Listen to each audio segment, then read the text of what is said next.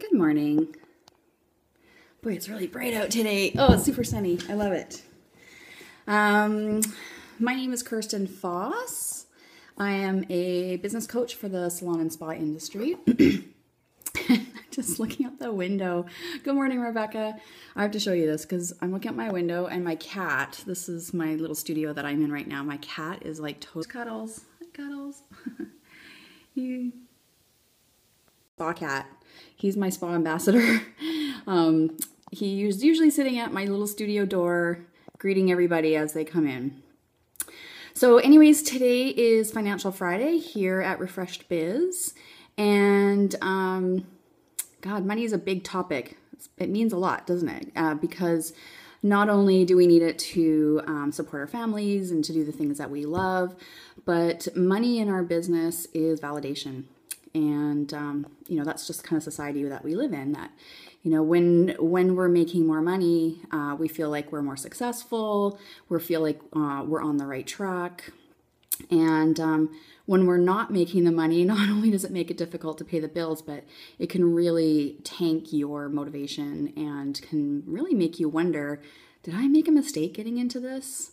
Yeah, I've totally had that thought, many times.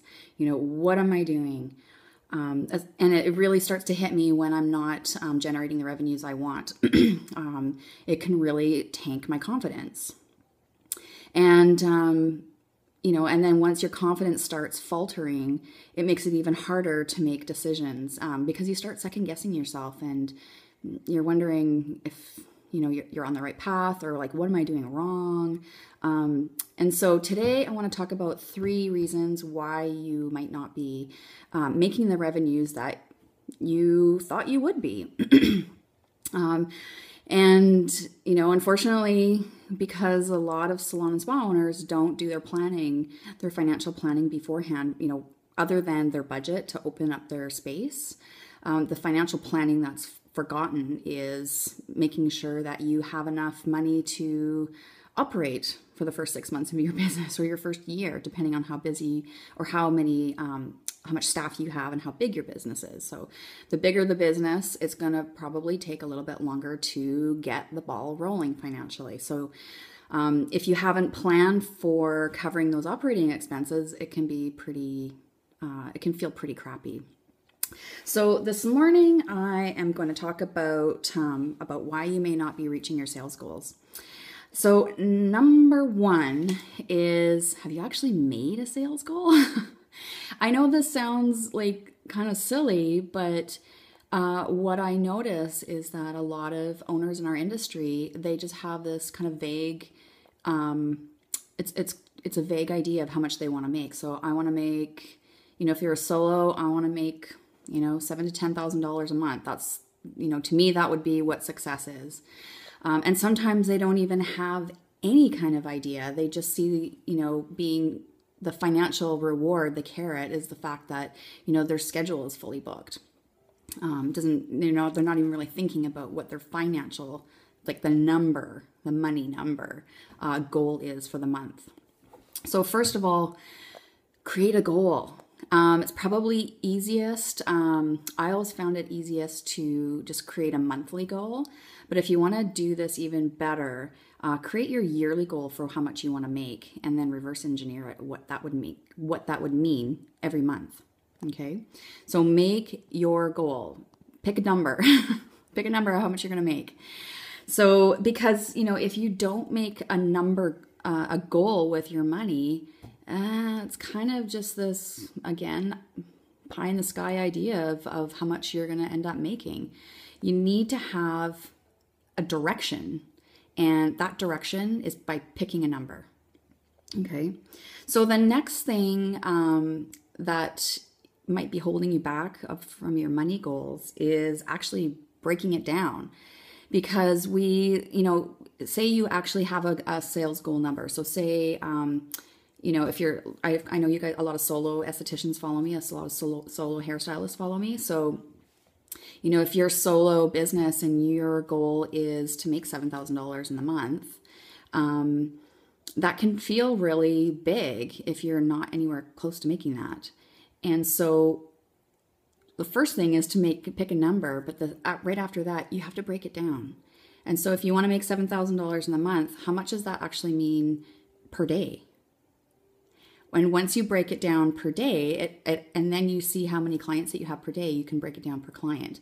And then all of a sudden, that $7,000 doesn't feel so big. Or if you've got a team and you're wanting to bring in 20 grand in the month, you have to break it down. Otherwise, it feels way too big, especially if you're not comfortable with numbers. And it just feels like this big number that well, how do we do that?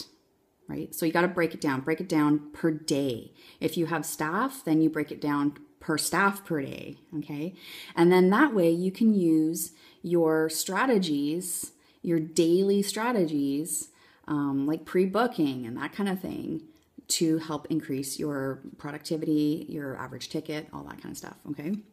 So you have to make your goal first, and then you have to break it down so that it's consumable. You can chew on that, okay? If it's $7,000 for a solo, it feels like a big number to chew on. If you're only at $2,000 a month or $3,000 a month, you're just starting. You got to break it down. The third point about this is that in order to reach your sales goals, once you've made them, once you've broken them down, is that you have to have some sort of system to measure it. And when I'm talking about a system to measure, whether it's your online system that has your calendar, it has your point of sale, it has your inventory like Booker or Mevo or, there's tons of them out there. You need some sort of system to track it, to track your daily sales and to track things like average ticket, to track things like service to retail ratio. You need to daily track your numbers because that will give you a measurement of how you're doing.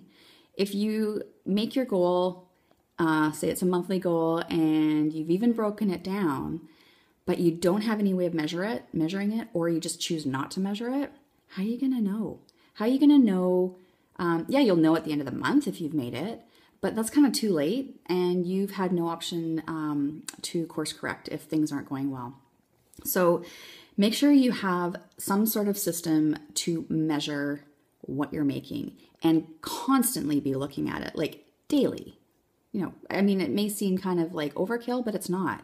You've got to keep your eye on the prize. If you want a specific goal, if you're a team and you want 20 grand a month out of your team, you have to be really diligent of not just having the goal and breaking it down, but you have to be absolutely spot on every day of looking at those numbers and measuring it. And even better, if you can create some sort of scoreboard for your staff room.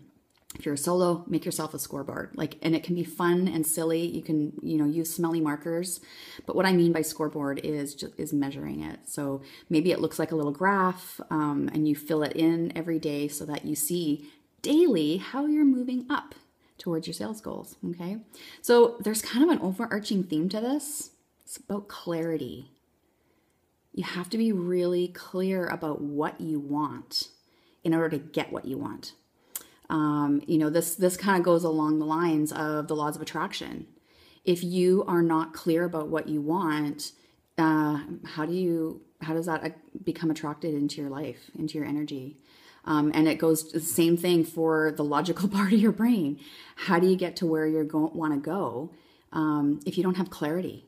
It just ends up you kind of go through the day, the month, the year. It could be years you've been doing this where you're not super clear about exactly what you want, and you haven't written it down, you haven't broken it down, and you're not measuring it. And so this, goal, this idea of what success is for you just kind of keeps being this elusive thing that you never seem to reach.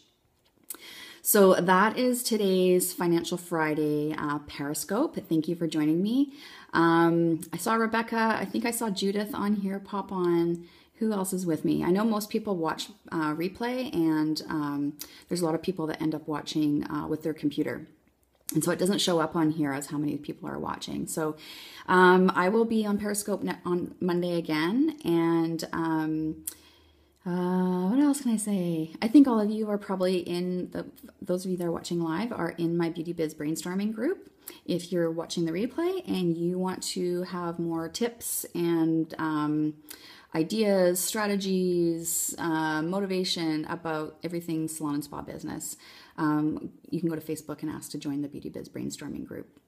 And also, if you're watching the replay and you want some more free stuff from me, you can go to my website at refreshedbiz.com, and at the very top of the page there's an opt-in, and it's a free download for 5 steps for spa and salon owners to be fully booked. So if you're needing some free resources, those are them. Thanks, Judith. Yeah, it's coming up to the long weekend. Kids go back to school on Monday, and what are you guys going to do on your weekend? I plan on doing some cleaning up around the house, some reading, some self-care. I'm really hoping it's going to stay sunny for the last weekend before everybody has to go to school. Oh, and my youngest is a hockey player, so I'm going to be at the rink a lot this weekend. This is the start of tryouts. So yes, I am the hockey mom. Oh, Judith, you're going to a family reunion.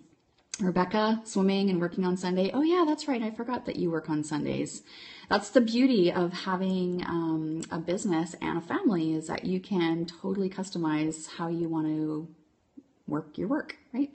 Okay, thanks guys, and we'll see you on Monday.